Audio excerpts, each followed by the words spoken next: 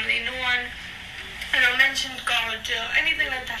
However, I went to a Catholic primary school and a Catholic secondary school. I went to those schools because they were literally a stone throw away from my house. They were a 5-minute walk. It was a case of like, this is the easiest place to put Laura, put her in there. So it wasn't even to do with religion or anything like that. It was generally just because it was close. In fact, my dad didn't even know my secondary school was a Catholic school until I had like nearly left. And I think everything that I learned from Christianity, I learned in school because, like I said, it wasn't spoken in my house, so I didn't ask questions in my house. In primary school, being a kid, you take everything in. You're a little sponge. I believed everything, and because I lived, I don't want to say a sheltered life, but it kind of was when it came to religion. I generally thought the only religion there is Christianity. That's all I knew. That was all I'd been taught. So of course, I'm going to believe it. When I went to secondary school, although it was still a Catholic school, there was a lot more diversity. We had, people of all different races and all different religions. But that's when I met my first Muslim friends. Like, it was just like, what? Like, someone believes in something different? What the heck? Like, I didn't get it. So I didn't really, ask a lot of questions and stuff because I wasn't really, if I'm honest, interested in Islam. I was just like, okay, they believe something else, whatever. So at that point, all I thought was different is that they believed in Allah and we believed in God. Obviously now, I know that it's one person, it's Allah, but at that point, I kind of believed that they believed a different God.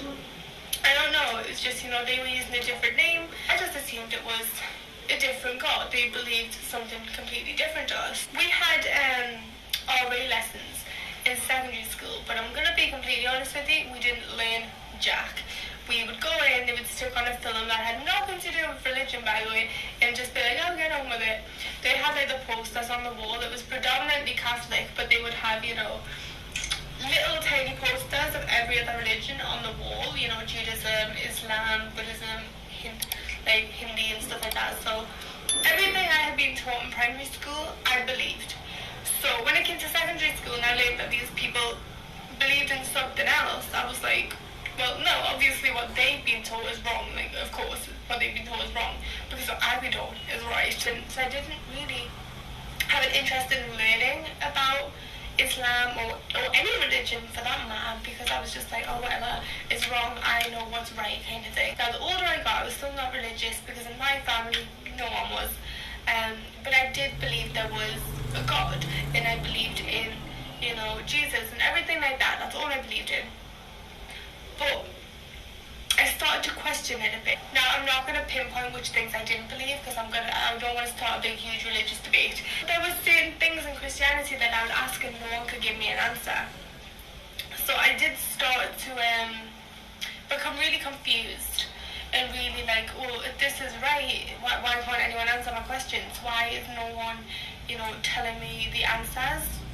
And I just became really confused by it, and I found that the Bible kind of contradicted itself a few times, and I found like, especially when I went to secondary school, we were doing science and stuff, science and then, the Bible and Christianity, it didn't match, it didn't go together, The Bible would say one thing, but then we would be getting taught another thing in our science lesson that completely contradicted what we had just heard.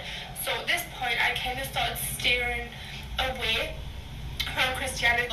I don't know what I believe, and especially the fact that I just learned there's all these other religions. I was like, well, if I don't believe in this, then is this the truth? And I just kept like questioning myself and questioning the Bible and everything I had been taught.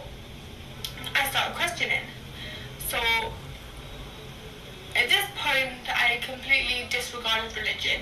I still believed there was a God, but I didn't know what to believe. So I kind of went a little bit off the rails. I got new friends, started drinking and going to parties and just, be a bit of a rebel. I need to point out that I didn't like drinking. I didn't like parties. In fact, I hated it. The taste of alcohol to me is absolutely disgusting. It's revolting. I don't know why I did it. Actually, I do know why I did it.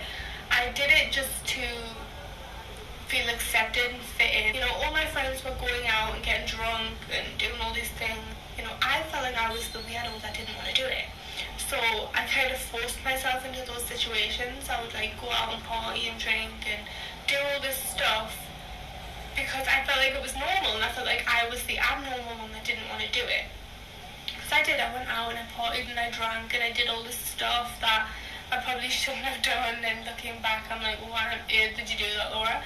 And then at one point of one day I was just like, I'm not doing this anymore, and I completely stopped drinking.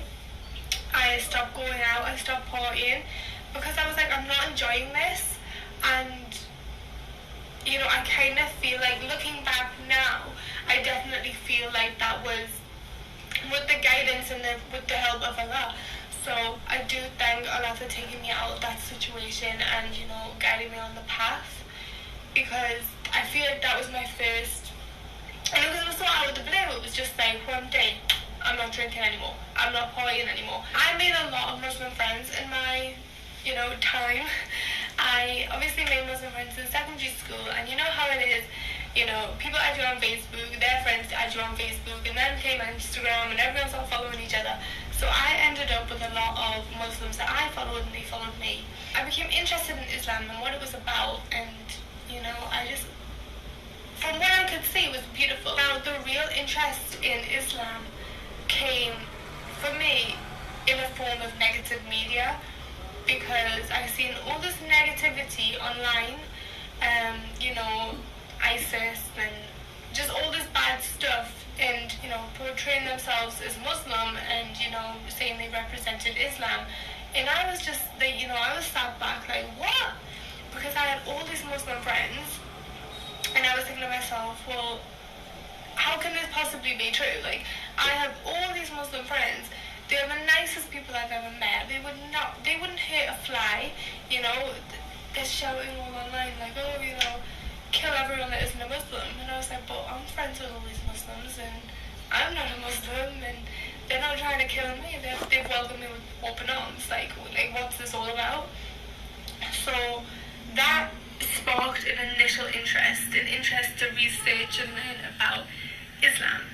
So, you know, I had a woman that used to come into work a lot. She was a customer that came into where I worked. And, you know, I told her that I was interested in Islam, learning about Islam. She actually, the next time I told her this, she came in with a little book, which was the basic principles of Islam, and she bought me a little Quran. That to learn about Islam was going to be to read the Quran. That's what I did. I kept, you know, reading up on it. A lot of my friends, obviously, every year took part in Ramadan. I found really, really interesting. I told myself, I'm going to take part in Ramadan this year, because I had started to believe it. You know, obviously I couldn't pray and stuff like that, but I wanted to fast. So I started fasting during Ramadan. You know, it was hard at first, but with the help of Allah and with the guidance of Allah, I'd done it. Alhamdulillah, so I was happy about that. Now, during Ramadan, I just knew, like, Islam is for me. And I'm kind of emotional, so I just knew that Islam was for me and that I wanted to be a Muslim. Now, I did not keep this a secret from my family at all. My family were fully aware that I was fasting.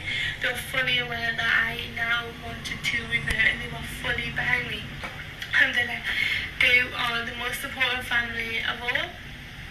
And, you know, I thank Allah for putting me in this family, this, you know, open-minded, amazing family that are so accepting. So during Ramadan, I met an amazing woman. She's actually became one of my really, really close friends now, if not like one of my best friends. And she was like, my mom wants to know if you'd like to come to my house for Eid. Now, I was like astounded, because a lot of reverts will know what I mean when I just expected to spend my first Eid by myself, you know. We don't have, you know, we don't have a Muslim family to, you know, go and spend Eid with. So I was expecting to spend Eid, you know, either at work or just sat in the house by myself, stuffing my face after a fasting. But she didn't. She invited me to her house, and I was so happy about that. And you know, I was so grateful, and I love her family so much because they are so accepting, and they just they have my heart. I love them so much. I thank Allah for putting them in my life because they're amazing. Because I have now decided, like, I definitely want to revert.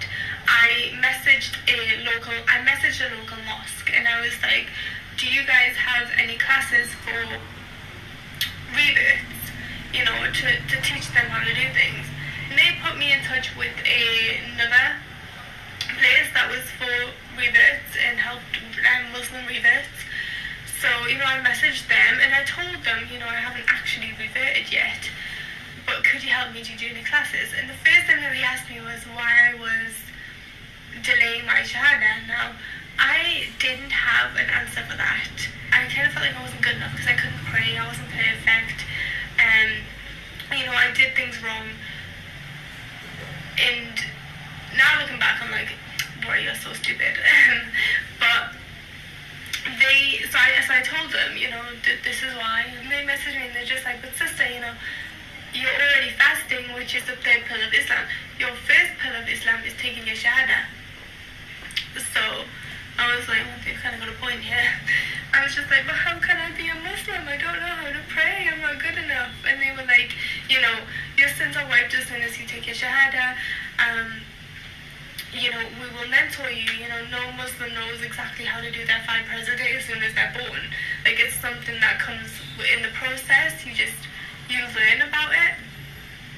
So I was like, yeah, why am I delaying my shahada? Why don't I just do it? You know, I don't know if I'm going to live till the end of today. I don't know if, you know, when Allah's going to take me. I don't know. So I was like, okay, I'm going to do this. Now they sent me what am I doing? I'm trying to find the there it is. I messaged my friend, the one that had invited me to a house for Eid and iftar and stuff, and I was like, what are you doing tomorrow? I really, really want to take my shahada, like, please, like, help me. And then she was just like, what, like, so soon? Because it had literally went from the end of next year to the end of the month to, like, tomorrow. And she was like, yes, I'm free tomorrow. So I went to her house the next day to get all ready, you know, to give it to my shahada at the mosque. I was so nervous. I was excited, but I was nervous, and I was just like, oh my god, like, I'm actually doing this. So we went to the mosque that was near her house. Like, there was shoes there and stuff, but we couldn't see anyone in the mosque, so we were just stood there like, where is everyone? What's going on? But a guy eventually came downstairs, so we were like, assalamu alaikum, like, is the imam? And the imam was actually in a class. So they were like, oh, you can go upstairs and sit with the sisters.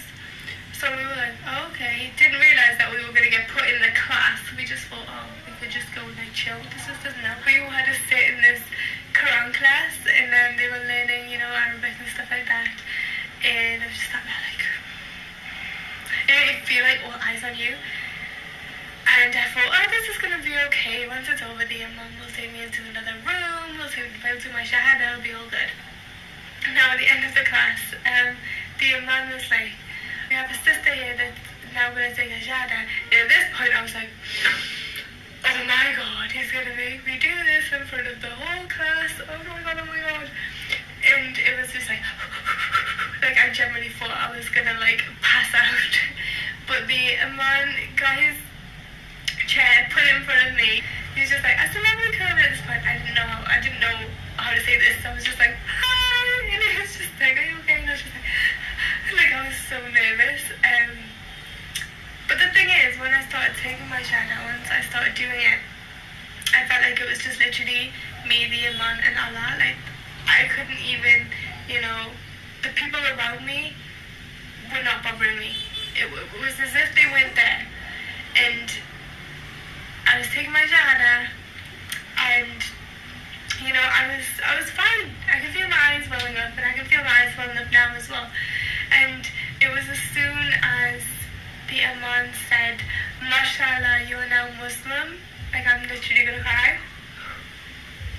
I literally, oh my god, burst into tears.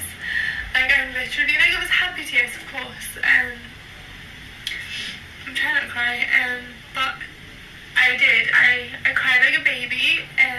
All the sisters, you know, came and gave me hugs and stuff, and it was an emotional time. And I think I cried so much because I was just like, I finally found my place. I found my family. I feel so at home, and I cried. After I took my shahada, I just went back to my friend's house and we just had iftar in her house and stuff. So yeah, I took my shahada and I officially reverted to Islam on the 22nd of June 2016 during Ramadan, and I've never